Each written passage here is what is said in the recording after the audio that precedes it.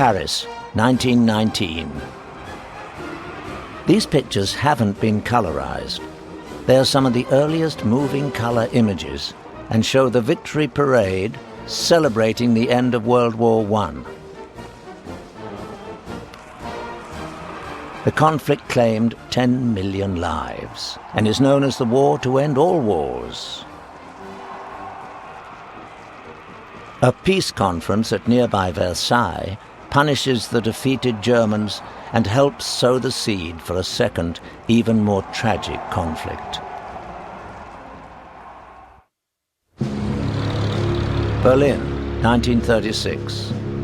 The Germans have turned to Hitler and the Nazi Party to restore their national pride and overcome the effects of the worldwide depression. America, despite protests about Nazi policies, is among the nations sending a team to the Berlin Olympics. The diary of American journalist William L. Sharer. The Nazis have run the games on a lavish scale never before experienced, and that has appealed to the athletes. The Nazis have put up a very good front for the general visitors, especially the big businessmen.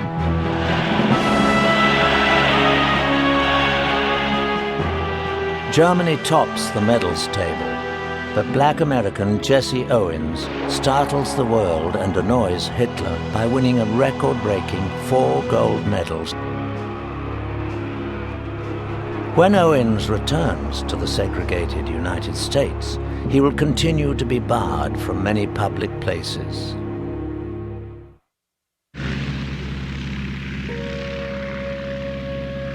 New York, 1936.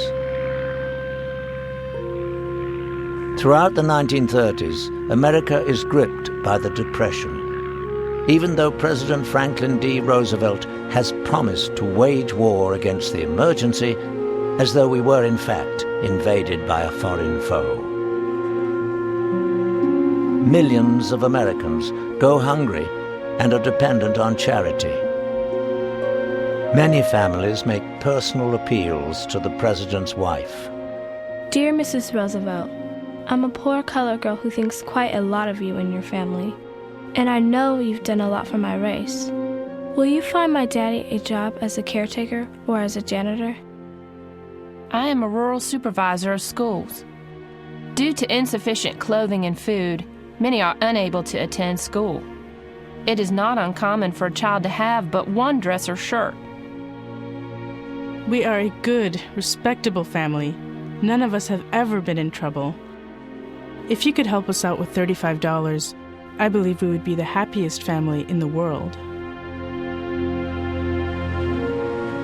President Roosevelt. No energy will be spared to make a major attack upon the problem of unemployment. This is a great national crusade, a crusade to destroy enforced idleness, which is an enemy of the human spirit generated by this depression.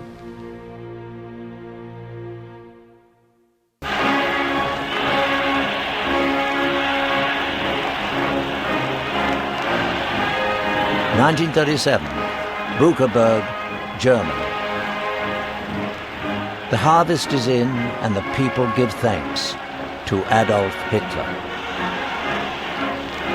William Sharer's diary, September the 27th, 1937.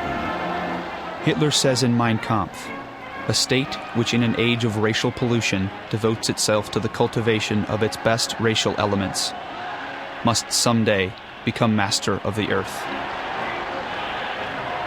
Hitler robs his political opponents and the Jews of their civil rights, sets up concentration camps, violates the Versailles Treaty, rebuilds and rearms the German army. New York publisher Oswald Garrison Viard. Hardly a day goes by that I do not meet somebody just returned from either Germany or Italy who tells me how marvelously happy and prosperous people are. There seems to be no discontent whatever.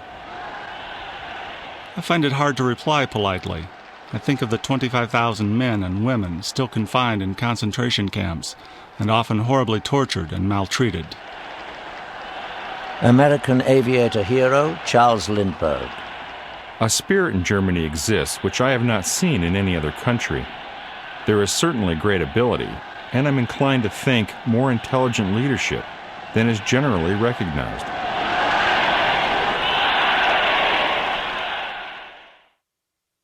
It has now reached the stage where the very foundations of civilization are seriously threatened. In October 1937, Roosevelt attacks the aggressive policies of Germany, Italy, and Japan. Innocent nations are being cruelly sacrificed. He recommends that nations fostering the epidemic of world lawlessness are put in quarantine. The idea goes nowhere. America hates war. Therefore, America actively engages in the search for peace.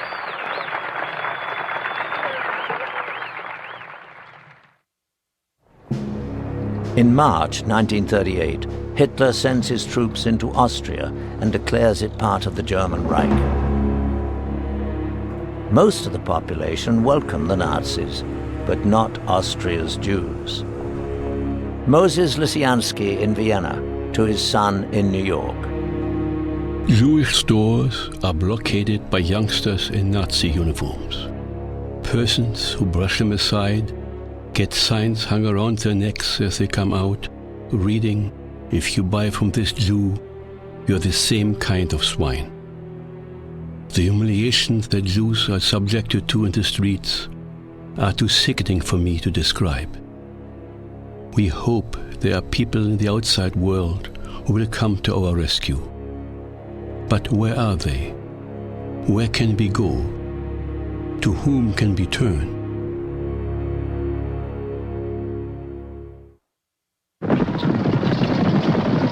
California, 1938. The American cavalry trains for war.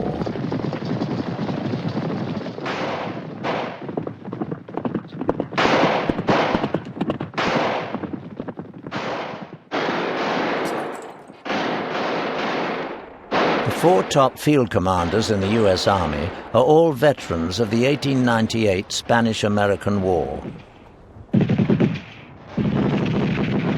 The average soldier is equipped with a Springfield rifle designed in 1903.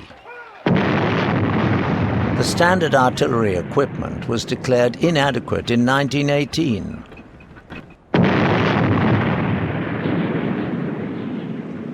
The Army hasn't had a pay increase since 1920.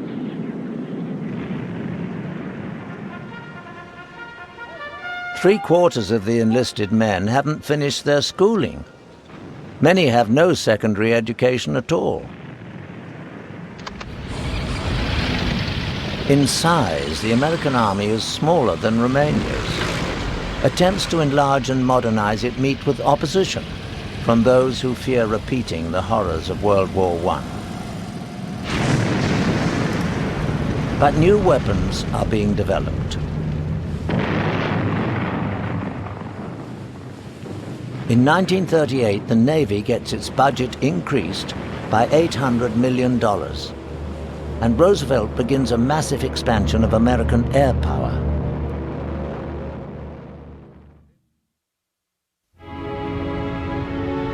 The populations of France and Britain, traumatized by their losses in the First World War, are desperate to avoid another European conflict. In September 1938, Britain and France give in to Hitler and allow Germany to seize part of Czechoslovakia. Dorothy Thompson, writing in the New York Herald Tribune. With this goes the last vestige of law in Europe, the last shred of prestige of either Great Britain or France, the last hope of settling anything by negotiation, compromise, treaty and law, or by anything whatever, except sheer brute force.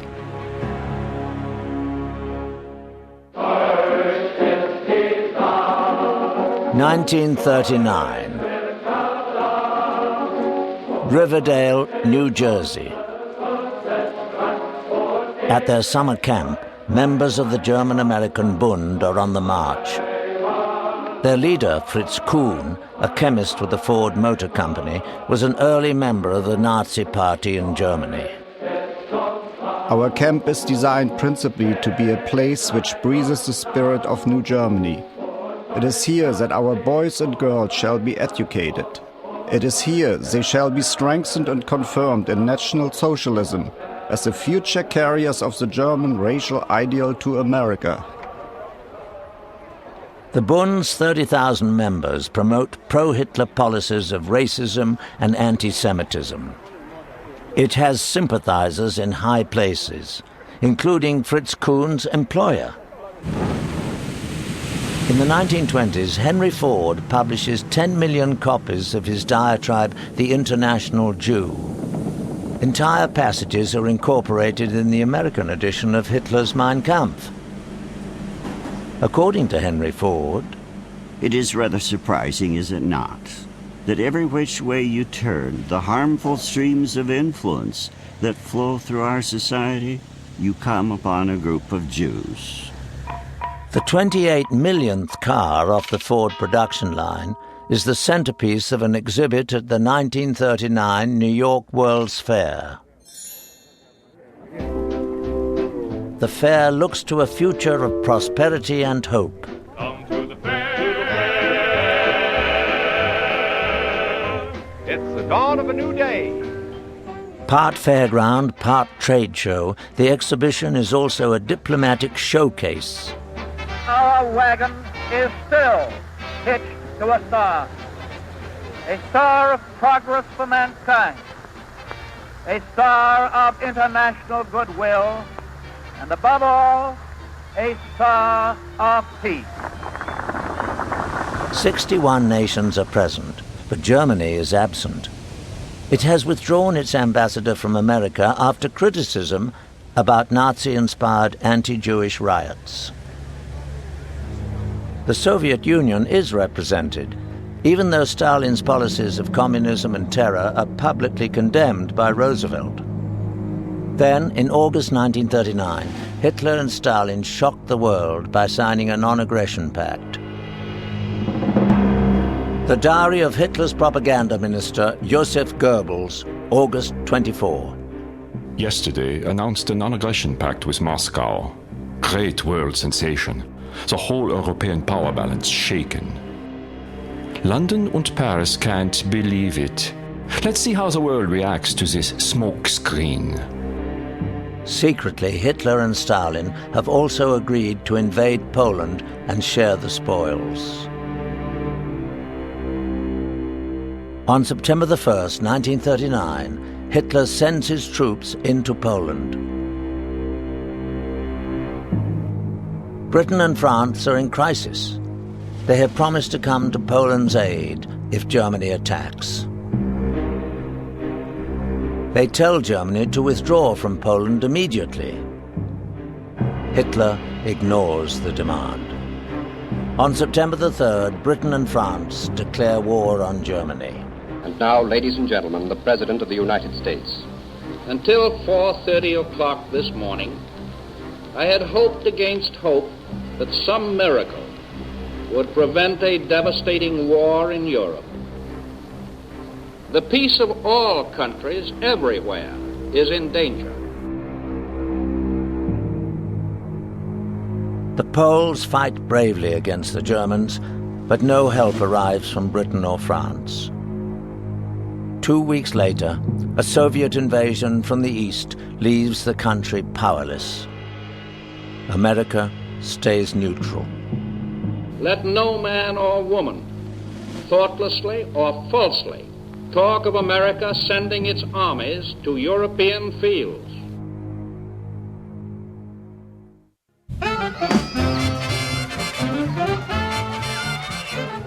Thanks in good part to the European war, increased defense spending and arms sales, America is climbing out of the Depression.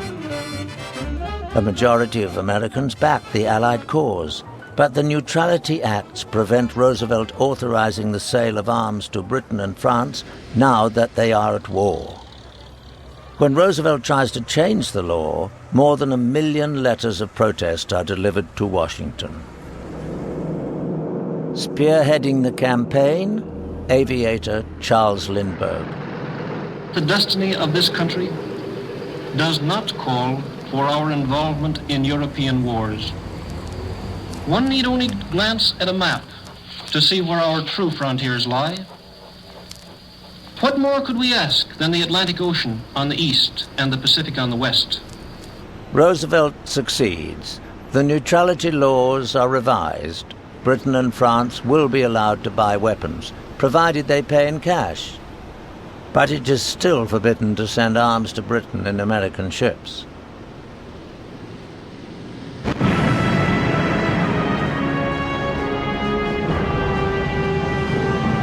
Eight months after the attack on Poland, Hitler's troops move west. In April and May, Denmark, Norway, Holland, Belgium, and Luxembourg are soon in Nazi hands, and the Germans press on into France.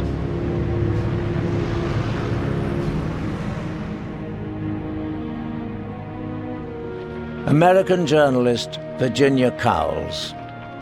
Try to think of a hot sun, and underneath it an unbroken stream of humanity flowing southwards from Paris. And you have a picture of the gigantic civilian exodus. I had seen refugees before. I had seen them wending their way along the roads of Spain and Czechoslovakia, straggling across the Polish-Romanian frontier. But I had never seen anything like this. Demoralized by the speed of the German advance, many French units simply give up.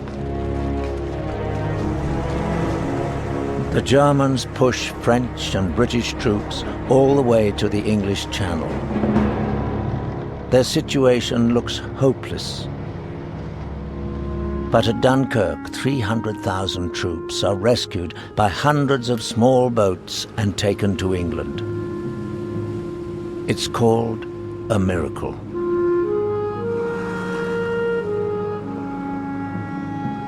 Soon the Germans will be just 20 miles from England. Britain and its empire now face Hitler alone, but with a new leader, Winston Churchill. We shall defend our island, whatever the cost may be. We shall fight on the beaches.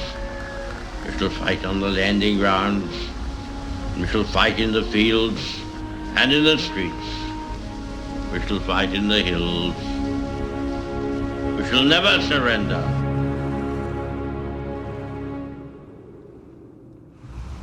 Churchill tries to bring America into the war. In a private letter to Roosevelt, he begs for 50 old destroyers, hundreds of aircraft, ammunition, and steel. Roosevelt confides to an aide, "If we should send some destroyers across, they would be of no particular use to the Allies, but they might serve to enrage Hitler." Roosevelt sends them anyway. That summer, as Europe is in flames, the son of America's ambassador to Britain turns his Harvard thesis into a bestseller, John F. Kennedy. England made many mistakes. She is paying for them heavily now. In studying the reasons why England slept, let us try to profit by them and save ourselves her anguish. We thought that it made no difference to us what happened in Europe. We are beginning to realize that it does.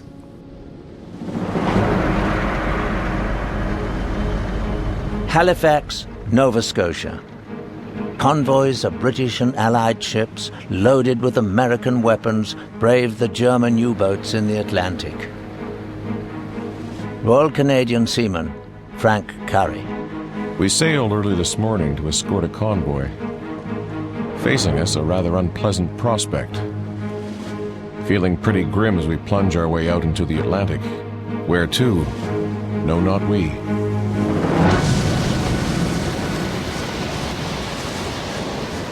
Heavy seas running, and already our little ship is a mess. Everybody very sick, me included. What a miserable, hopeless, rotten life.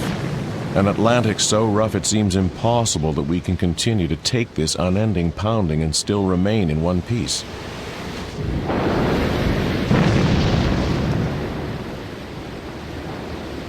Without the convoys, Britain would have collapsed. They ship enough for the nation to survive and meet the next challenges. The Battle of Britain and the German bombing raids, the Blitz.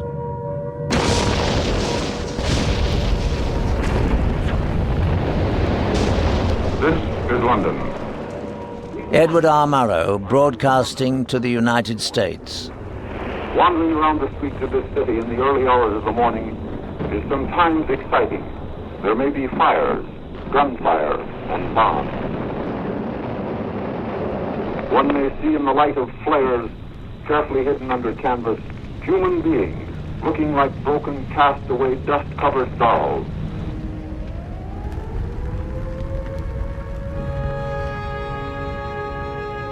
There is great courage and a blind belief that Britain will survive. They know the feeling of fear. I've shared it with them. They're slow to anger, and they die with great dignity.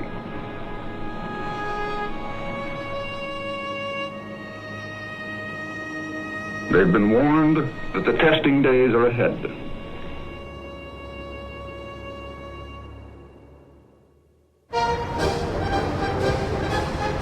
September 1940, Rockland, Maine.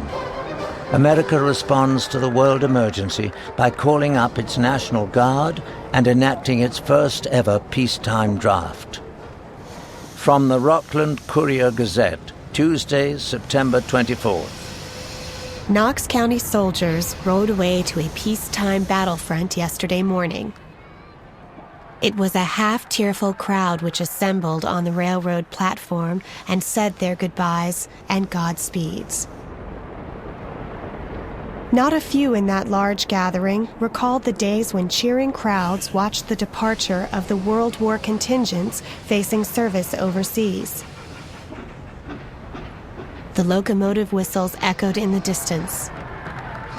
Our soldier boys are in the Army now.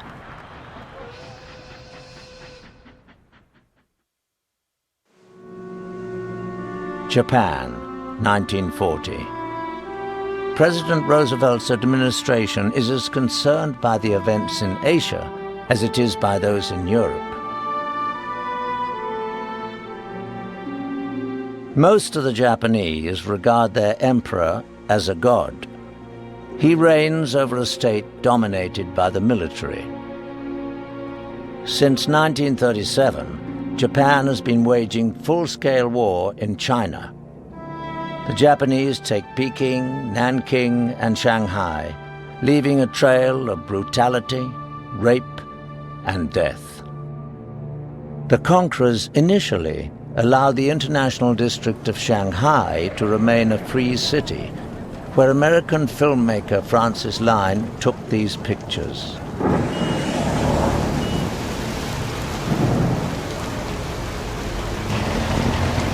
Japan gets most of its oil and steel from the United States. For 3 years, Roosevelt has threatened to cut off the supplies unless Japan withdraws from China. After the fall of France, Japan signs a pact with Germany and Italy, which declares they will establish a new order of things in Asia and Europe. The Japanese plan to seize the European colonies in East Asia and get their own supplies of oil.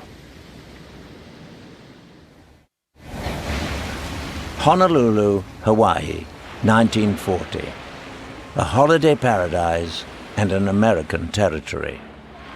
Many of its citizens are none too happy that their haven for tourists is being transformed, as Pearl Harbor becomes the headquarters of the American Pacific Fleet.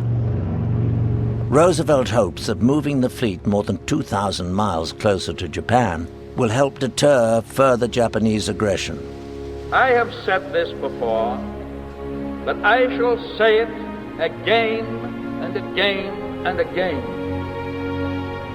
Your boys are not going to be sent into any foreign war.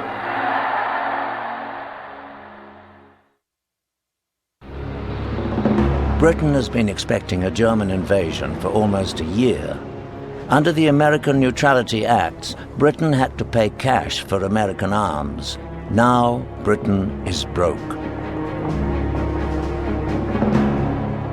From the secret diary of Harold Ickes, Roosevelt's Interior Secretary. As the President put it, we have been milking the British financial cow, which had plenty of milk at one time, but which is now about dry. Roosevelt's answer is the Lend-Lease Bill. He asked Congress to lend money for Allied arms purchases. His opponents include the 850,000-strong America First Committee, the American Communist Party, many Republicans, and much of the press. Roosevelt's bill, they insist, will give the president dictatorial powers and could lead America into war. But most Americans are in favor of Lend-Lease, and in March 1941 the bill becomes law. Appropriately, the first Lend-Lease consignment to Britain includes almost 1 million feet of fire hose. Fearing loss of life and involvement in the war, Congress still forbids American merchant ships from transporting arms to Europe. But that doesn't stop Roosevelt flouting the Neutrality Acts and the will of Congress by sending U.S. Navy ships to accompany the convoys. Canadian seaman Frank Curry is in his second year with the North Atlantic convoys. May 11th. Convoy WWII is under heavy attack to our north. They lost 6 ships last night. May 13. Large convoy ahead of us being escorted by the United States Navy is under terrific attack by a swarm of subs. We are detailed to go to their aid. The presence of U.S. ships with the convoys is dangerous. Both German and American navies are under orders to avoid a sea battle that could lead to open war. The British and Canadian ships do attack the submarines.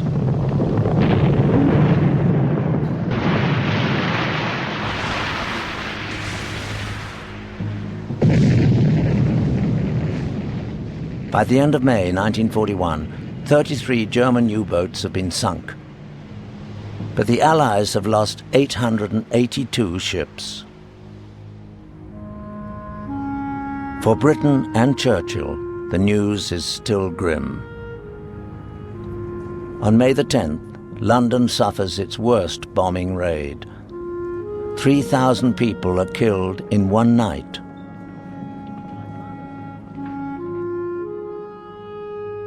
But in June, the threat of a German invasion is lifted.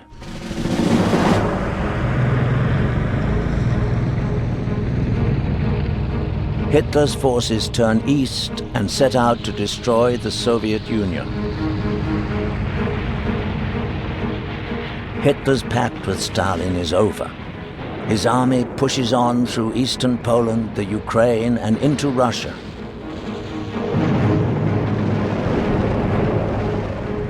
Missouri Senator Harry S. Truman. If we see that Germany is winning, we ought to help Russia. And if Russia is winning, we ought to help Germany. And that way let them kill as many as possible. Though I don't want Hitler to win, under any circumstances. Roosevelt and Churchill believe any resistance to Hitler will help their own security.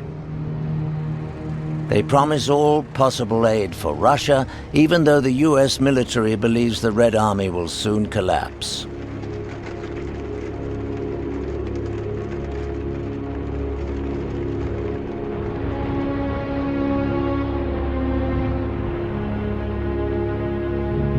Within a year, the Germans kill or capture 4.5 million people. The Nazis get within 20 miles of Moscow.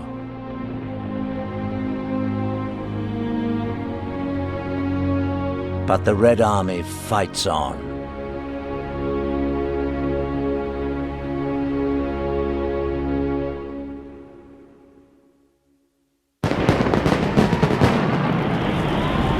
Independence Day, 1941. America is still at peace.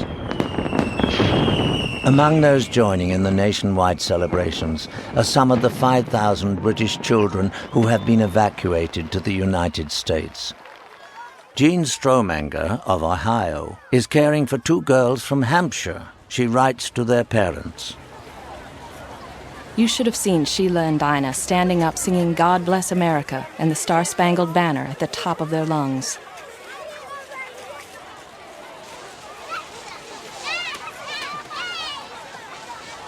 The girls will go into hospital to get their tonsils out this week. Methinks Dinah will go into one of her weeping acts, which are a little unnerving. John and Grace Matthews to the Stromangers. We've been puzzling over your description of Dinah's nervousness. I wonder if it's a reaction to the gunfire and general noise of air raids which she experienced before she left. The effect of bombing on young children over here has received a good deal of attention, and it's found they display extreme fear at the most simple things. That summer, the Atlantic lifeline to Britain is regularly patrolled by the U.S. Navy. In October, the USS Carney is torpedoed off the coast of Iceland. 11 sailors are killed, the first American fatalities of the Second World War. America has been attacked.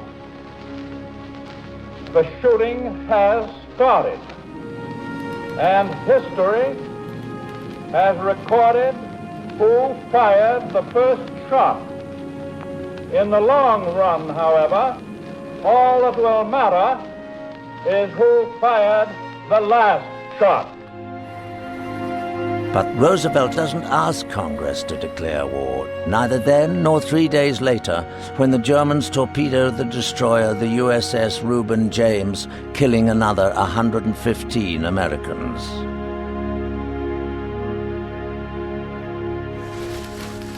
For 11 months in 1941, bad news from Europe and Asia mixes with good news about the American economy.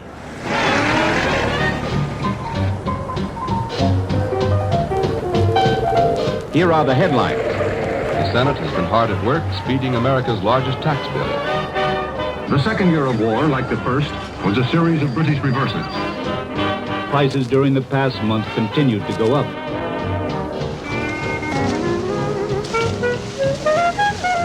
Berlin claims continued gains in the Ukraine.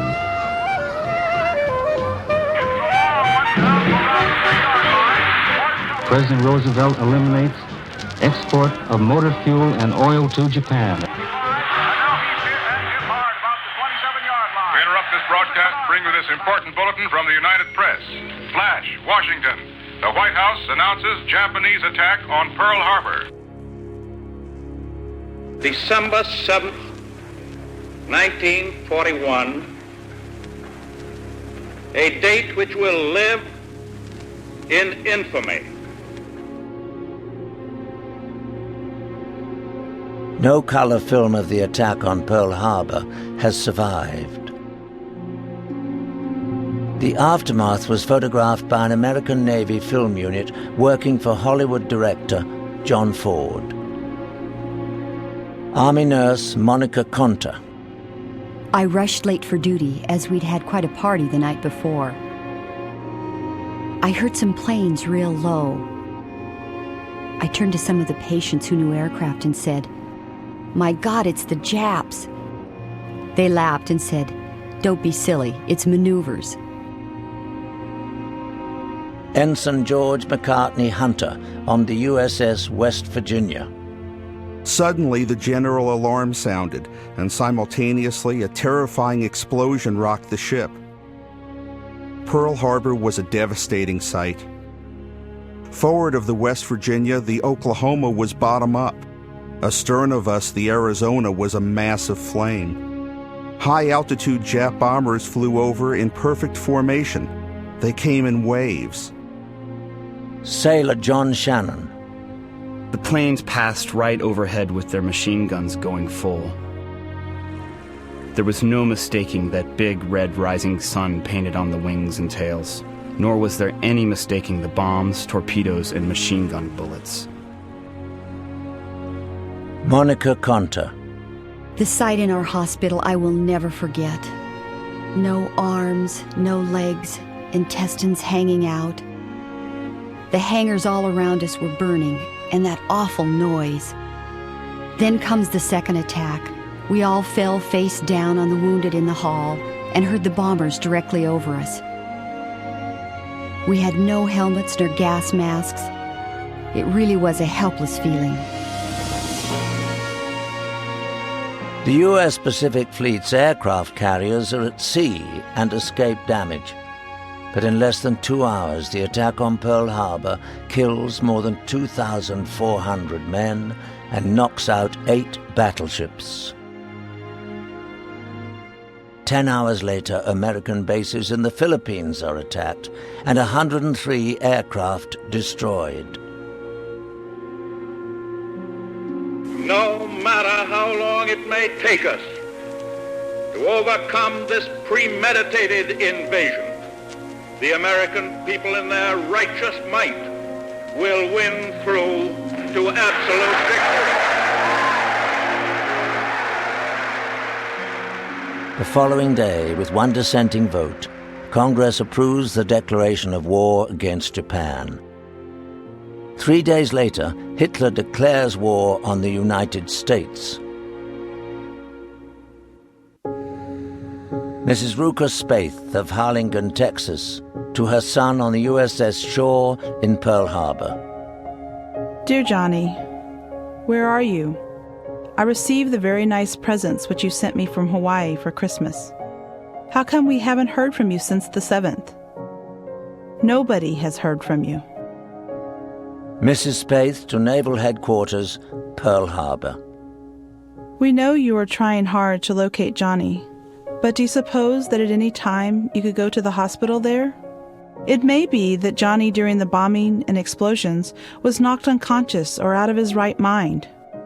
Anything that you can do to try and find him will be appreciated a great deal by us all.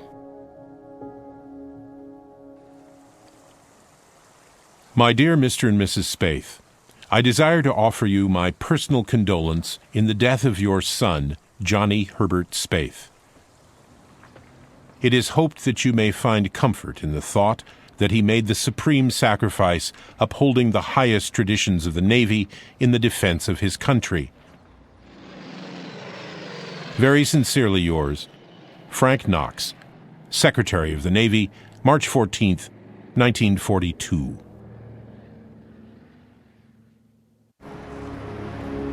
Fearing the effect on their tourist trade, American coastal cities, including New York, Miami, and Atlantic City, refused to impose a blackout. In the glow off the Atlantic coast, U-boats sink 8 ships in less than 12 hours. It took 3 months to enforce a blackout along the Atlantic coast. By then, 216 ships have been lost, at a cost of some 3,000 lives.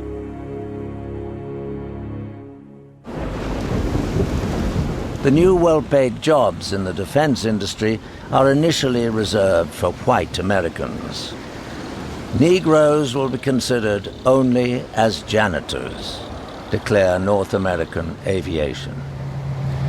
Threatened in 1941 with the March on Washington by black Americans, Roosevelt issues a landmark executive order instructing employers and unions on federally funded projects to provide jobs without discrimination because of race, creed, or color.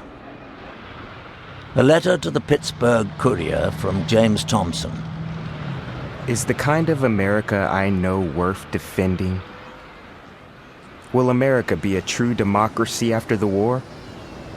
Will colored Americans still suffer the same indignities that have been heaped upon them in the past? The letter sparks a massive double V campaign in the African-American press. V for victory over fascism abroad, and victory over racism at home. The latest news. The Russians have fallen back to unspecified new positions. The Japanese occupation of Indochina is continuing on schedule. There's no indication of the German offensive slowing down. The war news is almost uniformly bad. Hong Kong, Malaya, the Dutch East Indies and the Philippines are all taken by the Japanese. America needs a success against Japan and practices for it at Eglin Field, Florida. Led by Lieutenant Colonel James H. Doolittle, volunteer crews are training for a daring and dangerous raid. Lieutenant Colonel Doolittle. The object was to bomb the industrial centers of Japan. It was hoped that the damage done would be both material and psychological.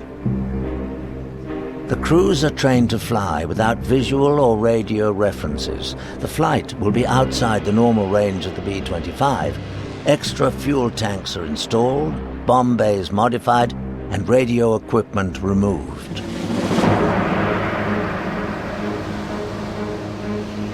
The aircraft carriers USS Enterprise and Hornet, leading a task force of 16 ships, set out for a location 500 miles from Tokyo.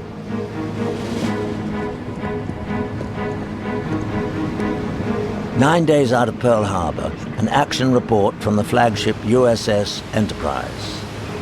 Captain George D. Murray. April 17. Fueling of heavy vessels was undertaken when about 1,000 miles east of Tokyo, and was barely completed when the wind increased to gale force.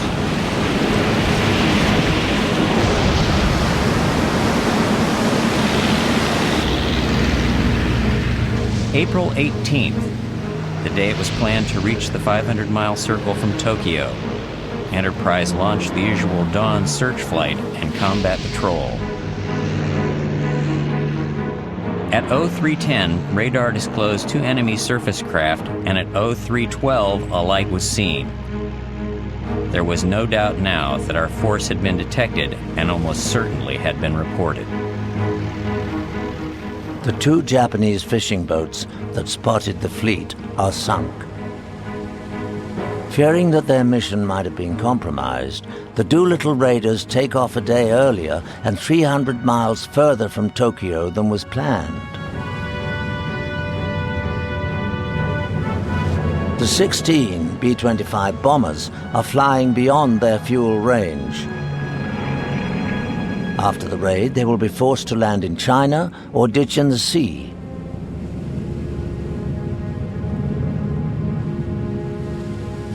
Lieutenant Colonel Doolittle. The Japanese were entirely unprepared for our arrival. Little or no effective camouflage was observed in the Tokyo area. In almost every case, primary targets were bombed.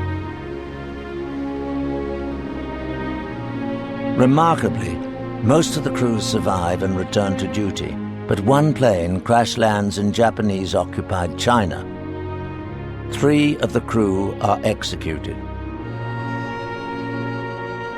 In reprisals for help given to the American crews, the Japanese kill 250,000 Chinese civilians. The success of the bombing raid lifts American morale, even though, as the military predicted, the actual bomb damage is minimal. Roosevelt is asked from where the planes took off. He smiles and answers, Shangri-La.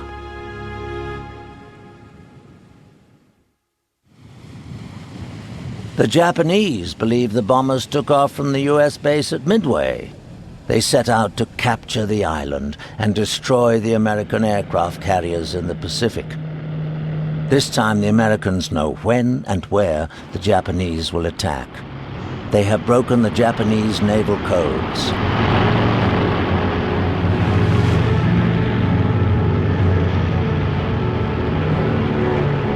Navy, Marines, and Army are ready.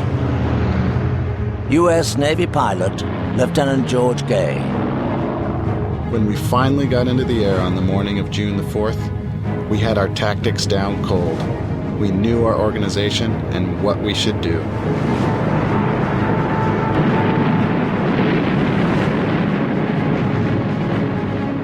108 Japanese planes lead the attack.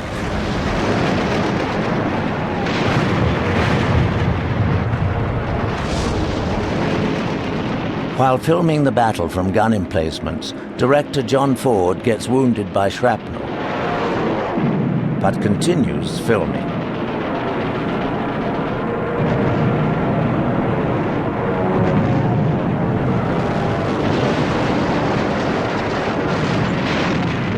Among the Japanese losses of 4 aircraft carriers, America loses 1, the USS Yorktown.